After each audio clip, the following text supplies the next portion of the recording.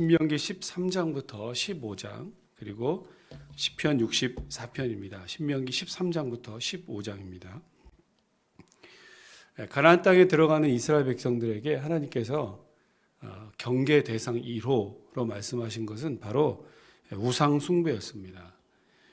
오늘 13장에서도 우상 숭배자들, 거짓 선지자들, 그들의 유혹을 과감하게 거절하고 또 과감하게 이것을 처단할 것을 말씀하십니다. 특히 그것이 혹시 가족이나 친지나 가까운 사람이라도 그것이 마찬가지입니다. 우상 숭배는 물론이고 그 숭배하는 성읍들 다 파괴하라 그랬고요. 또 14장 초반에는 이방인의 애도 풍습, 장래와 관련된 이 애도 풍습도 멀리할 것을 말씀해 주셨습니다. 14장에서는 레위기 11장에 나왔던 음식 규정들, 부정하는 것과 부정하지 않은 것, 먹을 수 있는 것과 먹으면 안 되는 것들에 대해서 말씀하시죠. 이것은 일상생활에서도 하나님의 거룩한 백성들이 이 거룩함을 어떻게 유지해야 하는지를 그대로 보여주는 것이죠. 15장에서는 안식년의 이 채무 면제 규정에 대해서 말씀해 주고 있습니다. 15장을 좀 잘 살펴보시고요. 안식년과 오늘 민수기 15장에서 말하는 이 면제년의 차이가 무엇인지 함께 살피시면서 읽었으면 더 좋겠습니다. 자, 13장부터 15장 64편 읽겠습니다. 3장.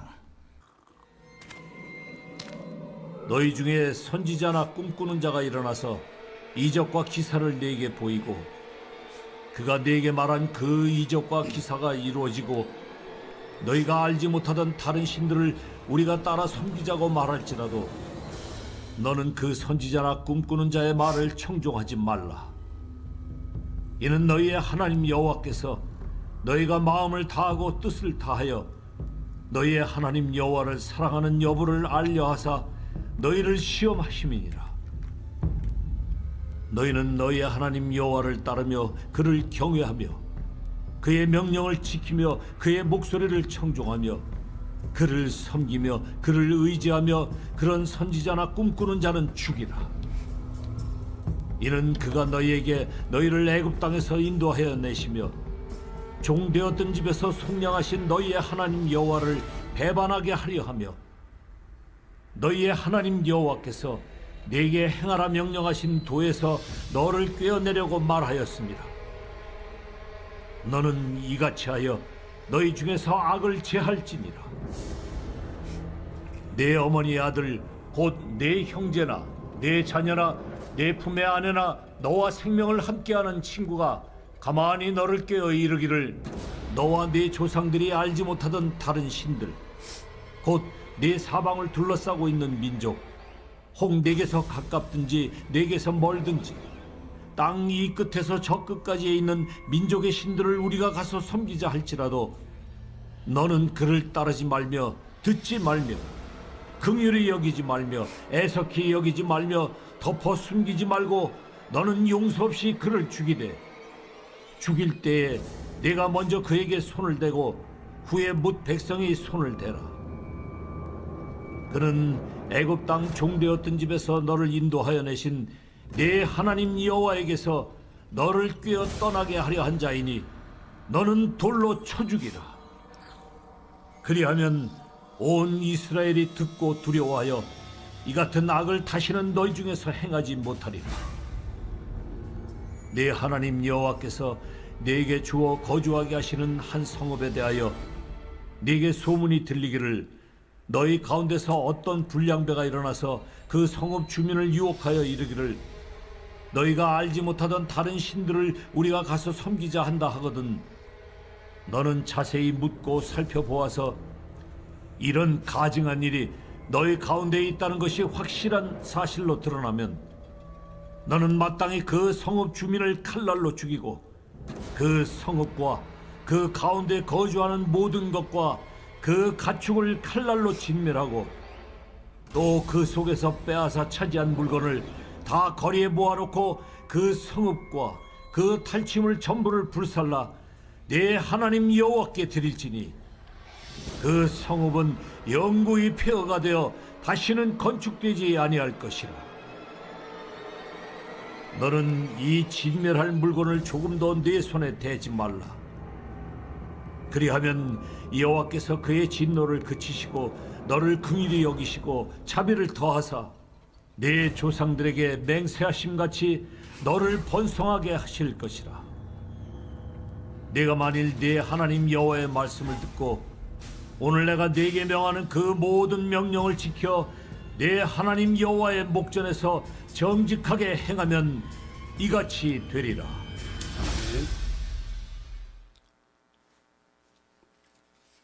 제 14장. 너희는 너희 하나님 여호와의 자녀이니 죽은 자를 위하여 자기 몸을 베지 말며 눈썹 사이 이마 위에 털을 밀지 말라. 너는 네 하나님 여호와의 성민이라.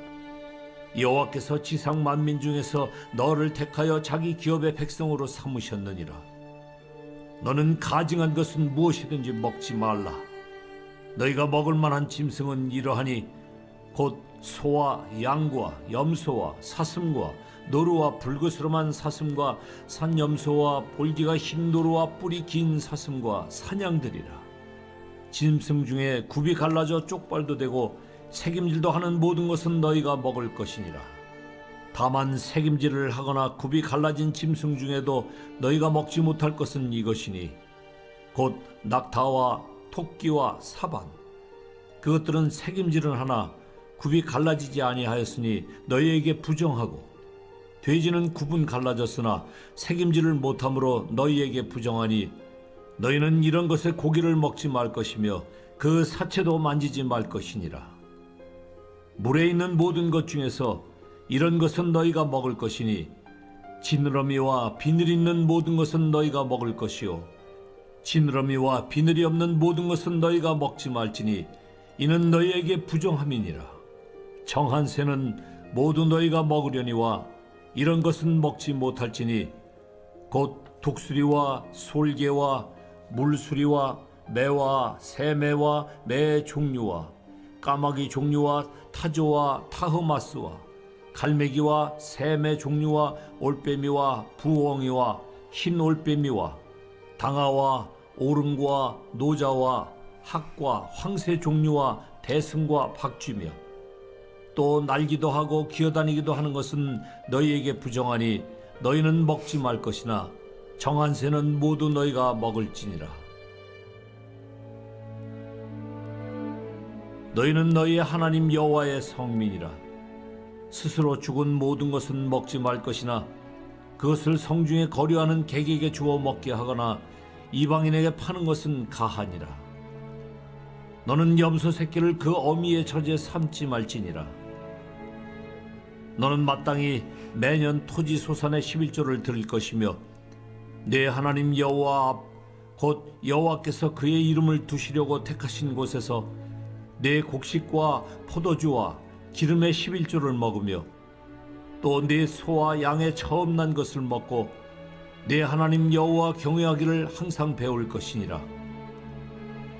그러나 내 하나님 여호와께서 자기의 이름을 두시려고 택하신 곳이 네게서 너무 멀고 행로가 어려워서 네 하나님 여호와께서 그 풍부히 주신 것을 가지고 갈 수 없거든 그것을 돈으로 바꾸어 그 돈을 싸가지고 네 하나님 여호와께서 택하신 곳으로 가서 네 마음에 원하는 모든 것을 그 돈으로 사되 소나 양이나 포도주나 독주 등 네 마음에 원하는 모든 것을 구하고 거기 네 하나님 여호와 앞에서 너와 네 권속이 함께 먹고 즐거워할 것이며 네 성읍에 거주하는 레위인은 너희 중에 분깃이나 기업이 없는 자이니 또한 저버리지 말지니라. 매 3년 끝에 그해 소산의 10분의 1을 다 내어 네 성읍에 저축하여 너희 중에 분깃이나 기업이 없는 레위인과 네 성중에 거류하는 객과 및 고아와 과부들이 와서 먹고 배부르게 하라. 그리하면 네 하나님 여호와께서 네 손으로 하는 범사에 네게 복을 주시리라. 아멘.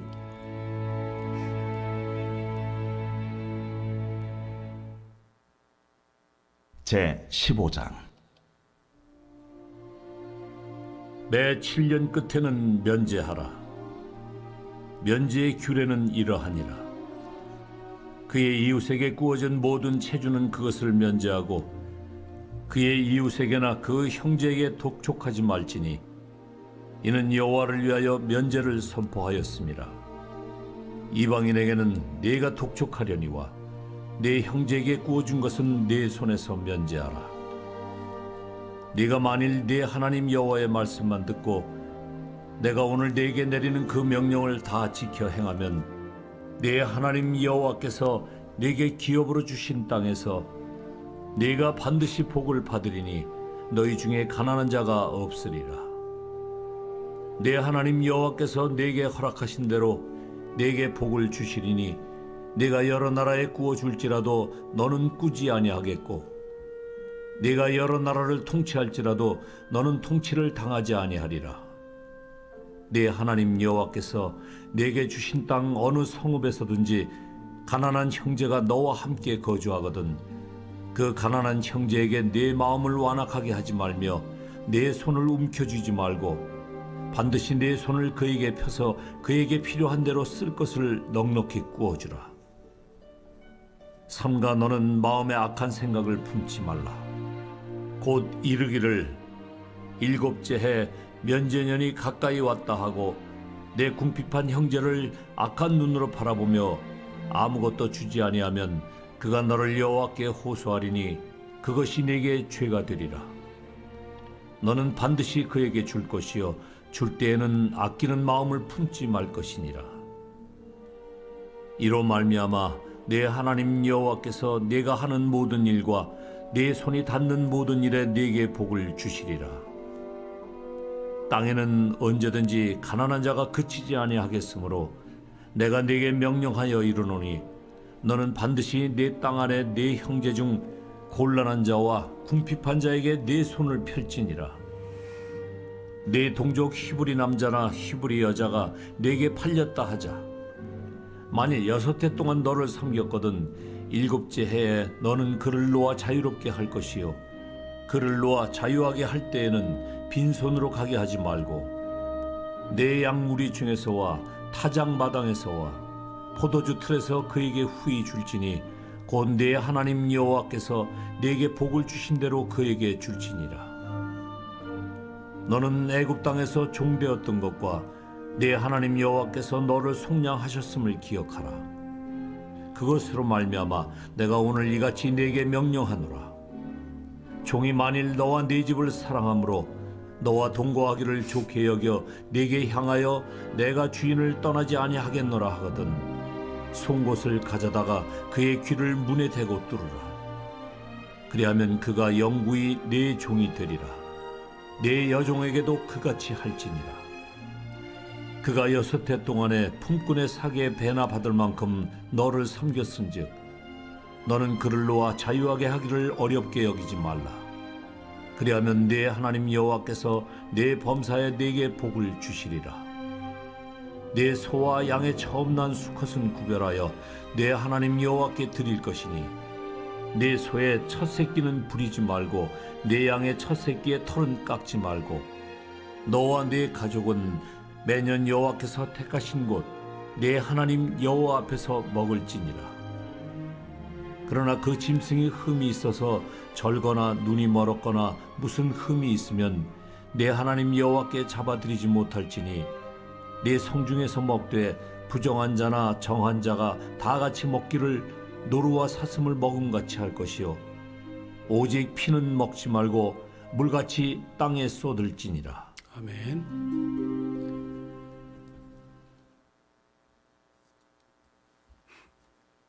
제64편 다윗의 시 인도자를 따라 부르는 노래.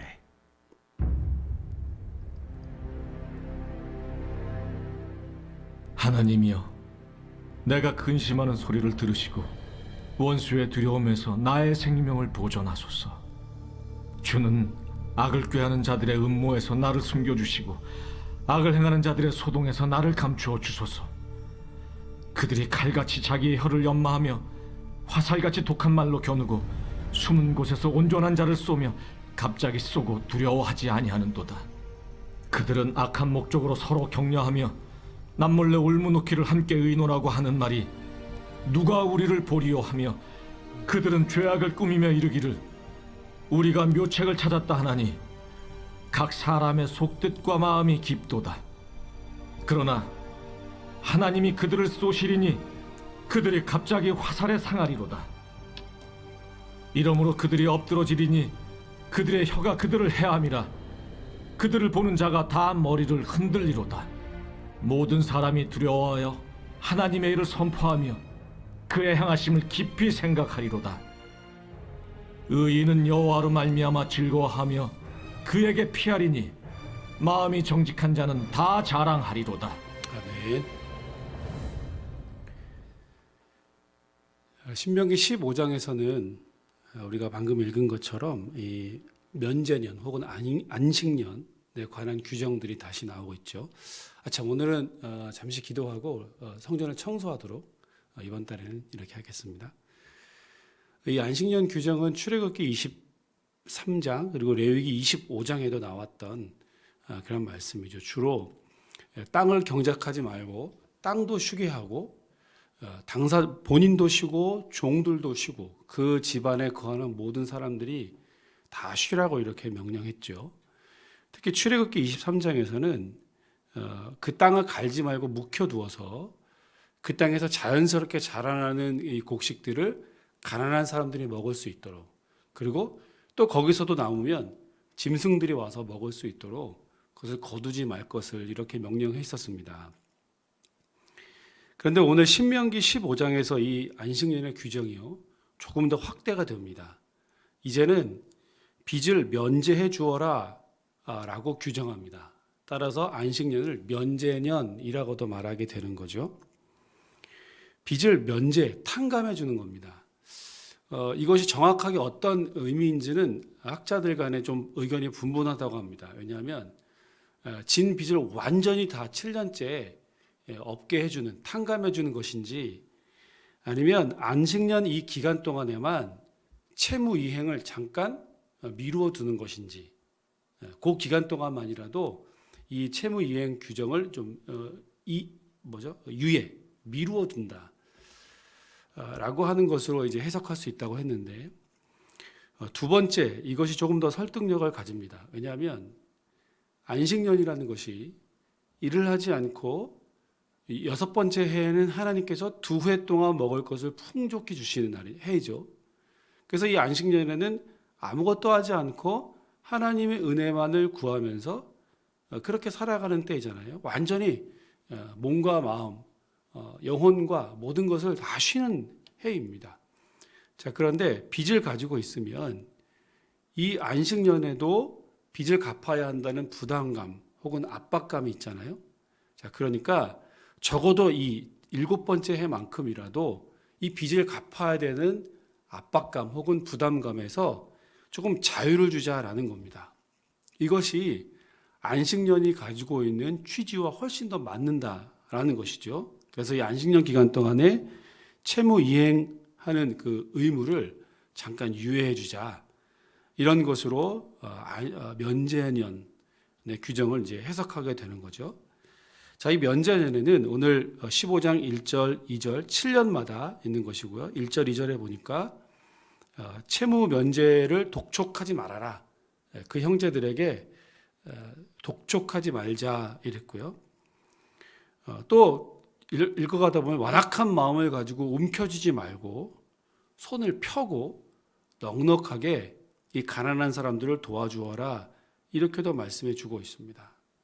특히 이 2절 후반절에 보면요, 이는 여호와를 위하여 면제를 선포하였음이라 그랬습니다.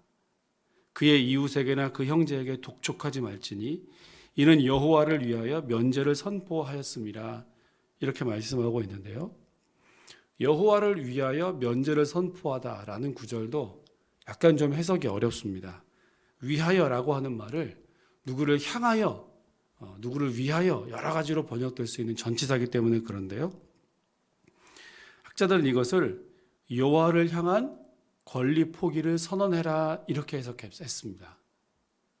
여호와를 향해서 권리를 포기해라 이 말입니다. 즉 쉽게 말하면 채주는 빚을 내준 사람은 나는 여호와 하나님께서 그 빚에 대한 모든 보상을 해주시는 분이다라고 하는 것을 믿고 당장 그 사람에게 졸라가지고 돈을 받는 것보다 하나님께서 그 모든 것들을 채워주실 것을 믿고 그 기간 동안에 그 모든 권리를 하나님께 내어 맡기라는 겁니다. 하나님께서 대신 나를 좀 갚아주십시오.